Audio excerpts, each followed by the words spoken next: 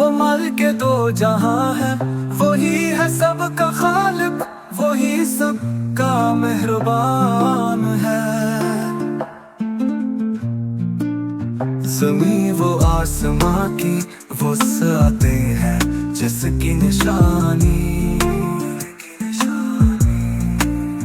हर ज़रे में वही है, वही हक की कहानी। चरिंदा परिंदा सब उसी की हमद में मगन है,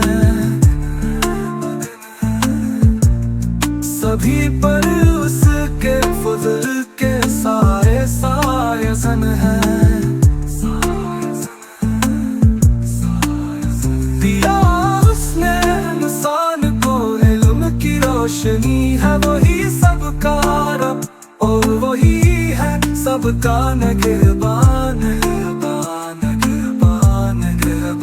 कोई मुश्किल हो या हो कोई आसानी, है वही सबका रब और वही है सबका निगहबान। कोई मुश्किल हो या हो कोई आसानी, है वही वहाँ उसकी हमद है मेरी जुबानी। उसी के हुक्म से चमके हैं ये चांद और सितारे, वही है जिसने बख्शे हैं हमको ये प्यारे नज़ारे।